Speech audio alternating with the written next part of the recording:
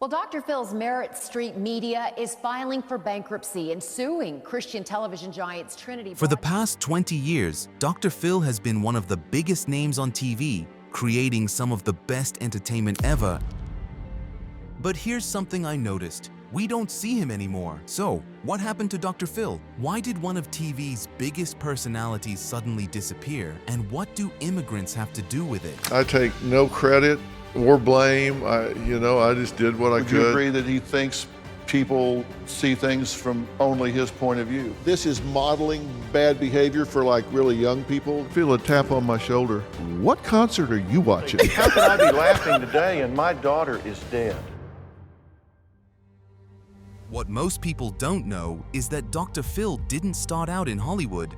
He built his career as a psychologist and trial consultant in Texas. He later founded a company called Courtroom Sciences. This company helped individuals with succeeding in lawsuits. And in 1996, when Oprah Winfrey got sued, she called in Dr. Phil. On a daily basis. Without Dr. Phil McGraw, I don't know how I could have gotten through it. He is a trial strategist who is also one of the best psychologists I've ever run into, and I've talked to many psychologists over the years doing this show.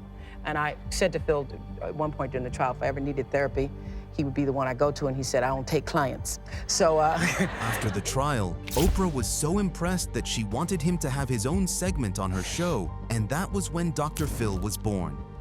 By 2002, it was finally time for Phil's own show, and with Oprah's backing, Dr. Phil became an instant hit. It was the highest-rated talk show debut in TV history at the time, averaging around 5+ million viewers per episode in its first season. In the first 3 years of the program, it made tens of millions of dollars annually and averaged millions of views every single day.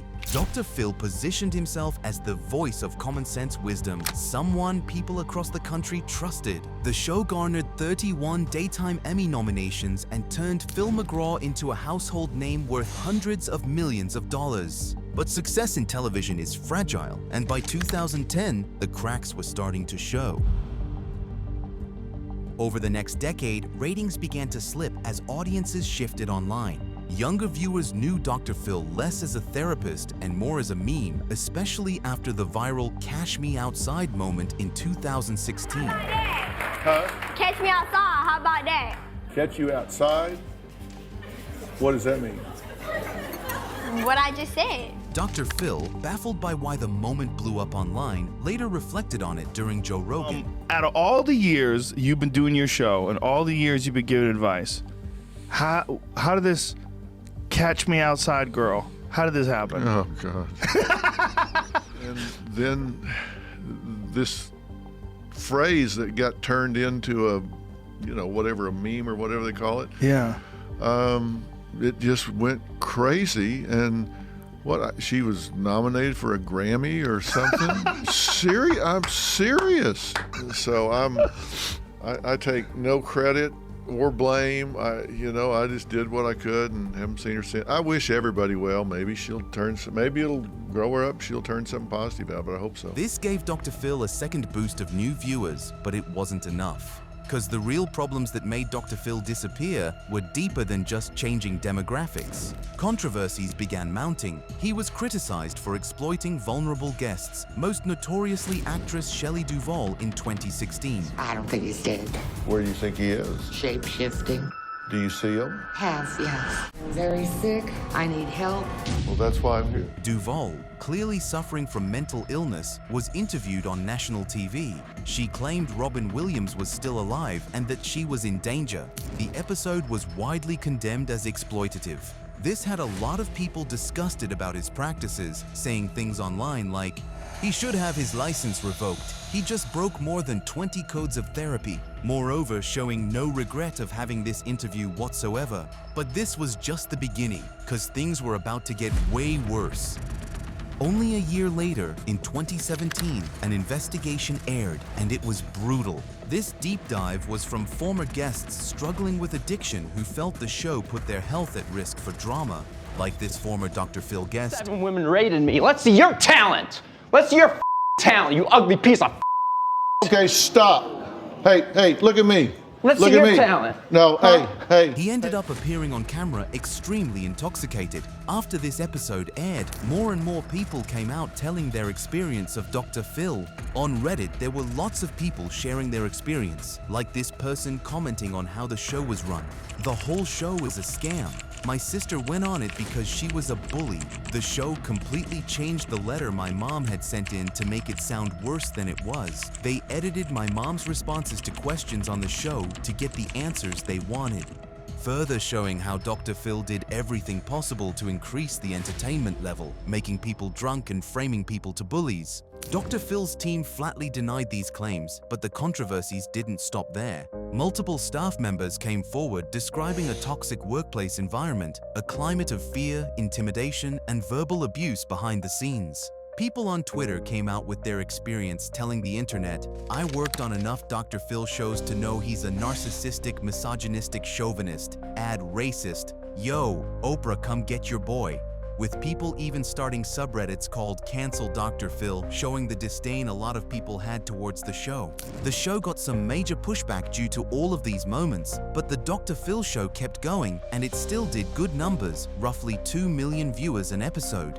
But the ratings were extraordinarily bad, getting an average of 3.2 per episode. But at least the Dr. Phil brand was still alive. And then came the pandemic misstep. In April 2020, Dr. Phil appeared on Fox News and downplayed COVID-19. We have people dying. 45,000 people a year die from automobile accidents, 480,000 from cigarettes, 360,000 a year from swimming pools, but we don't shut the country down for that. But yet we're doing it for this. But this was only the beginning of his political journey. After 2020, Dr. Phil began making trips to the US-Mexico border, working closely with ICE officials and Border Patrol agents. He started producing content about immigration and being responsible for this amazing moment of journalism. Where are you from? Where I was born or where I'm from? Where are you born? Thailand. You been deported before from the United States? No. Never been deported? But I've been in the system before. Yeah. Yeah. What have you been charged with?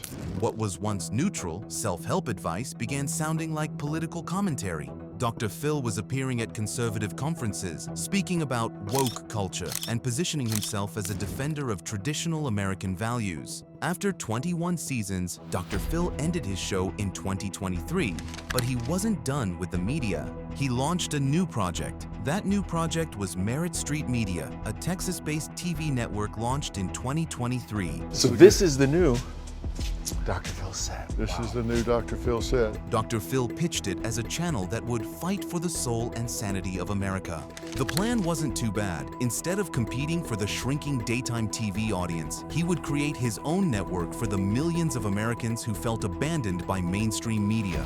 But the network collapsed almost immediately.